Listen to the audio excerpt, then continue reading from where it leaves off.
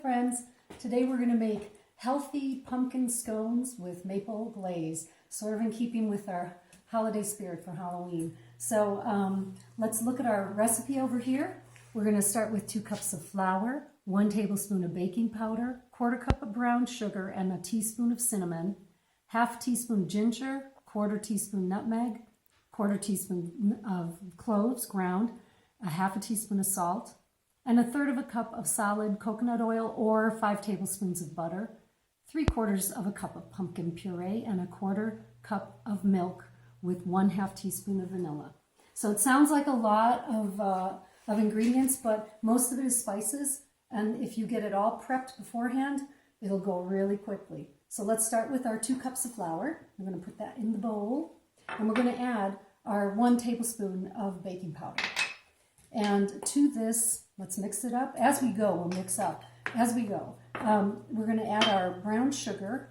And that was a 1/4 cup of brown sugar. I didn't think it was much more than that. Our 1/2 teaspoon of salt. This is our dry ingredients. And we're going to get all these mixed up. Mix it really well. Next, let's start with our 1 teaspoon cinnamon. Throw that in there. That's going to give it some good flavor. Our 1/2 teaspoon of ginger. Ground ginger, please. A 1/4 teaspoon of nutmeg. You don't want to add much more than that. Nutmeg's really strong, but it's such a good spice. And then our 1/4 teaspoon of ground cloves. Or you can use allspice if you don't have ground cloves. If you have something called pumpkin spice at home, you could use about 2 teaspoons of that, and you'd probably be, it'd be the same thing as what I've just added. So now we've got all the dry stuff. It's pretty well mixed. This is the fun part. We're going to take our 1/3 cup of, I'm using coconut oil. Or you guys can use 5 tablespoons of butter if you don't have solid coconut oil at home. And you're going to take and start with your pastry blender, and you want to get this all mixed up so that it kind of resembles little peas. We've done this before a number of times in class. Just keep clearing it off, clearing it off. If you don't have a pastry blender, use a fork. It'll do the same thing, but you want to get that fat blended throughout all of the dry ingredients before you add the wet ingredients.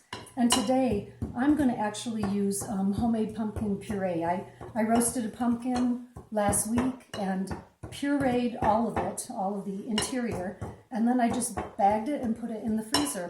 I measured each bag so I knew how much I'd have. And now I have pumpkin for the season, which is great. Don't have to buy any canned stuff. So this looks pretty good. Let's get a little look at this. This is basically what you want to see. You don't want big clumps of fat. I think that's really well mixed through. You want it to be a little bit pebbly. You don't want it too fine. I think we're good with that. Boy, I can smell the maple already. So the next thing we're going to do is add our wet ingredients, which is our 3/4 cup of pumpkin puree. And isn't that beautiful? And to make it mix through a little bit easier, I'm going to actually add the liquid now. So we're using about a 1/4 cup of milk, and you can use any kind of milk you want. If you're lactose intolerant, use almond, whatever you like. And our 1 teaspoon of vanilla. And if you have, at home, if you have like maple extract, you can use that too. That's really good stuff. So anyway, here we are mixing this, and it looks to be pretty stiff, but you just have to keep working with it. Why don't we take a break while I work with this, and we'll come back when it's well mixed. So I've been working the dough, and as you can see, it's all come together. This is exactly what you want. It holds together really well. So now we're going to kind of shape it into a disc as best you can, and I'm just going to lay it right onto my parchment paper. Get yourself a nice baking dish, baking pan, cookie pan, whatever.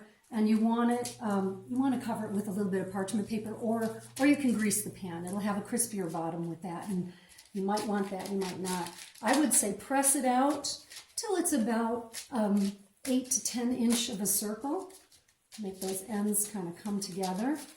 This is looking pretty good. Now you want to cut it into pieces, so we're going to take and just go straight down the center, just like that. And then I'm going to make 3 out of each half. So we get 6 pieces, 6 scones. Check it out.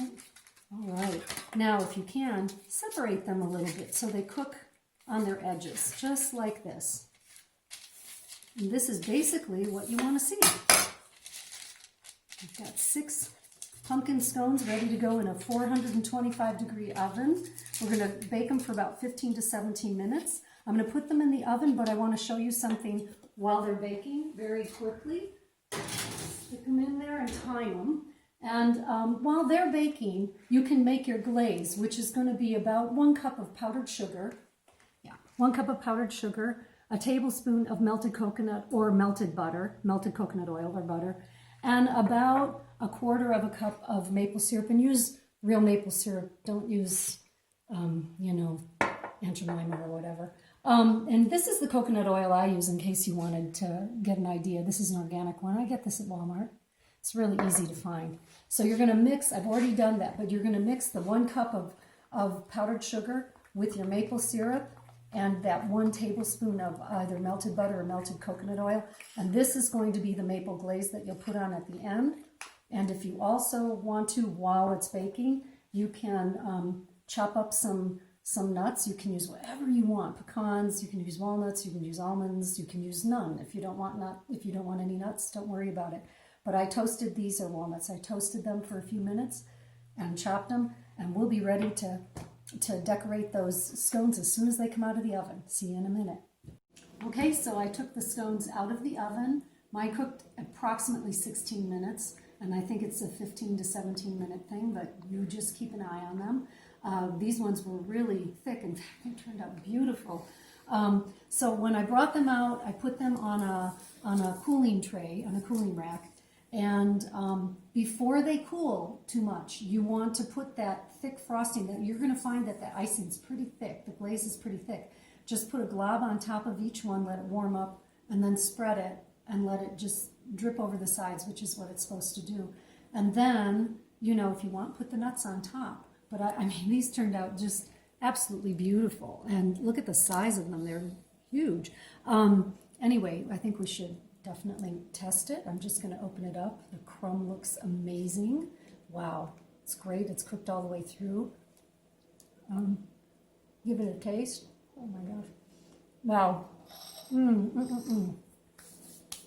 You're going to love these. These are fantastic. Wow. What a treat for your family. I hope you have time to do this and eat them while they're warm and surprise your mom and dad or your grandma and grandpa or whoever lives with you. Surprise them with these beautiful, easy to make scones. Enjoy. Let's meet up again on Thursday. Looking forward to seeing you guys.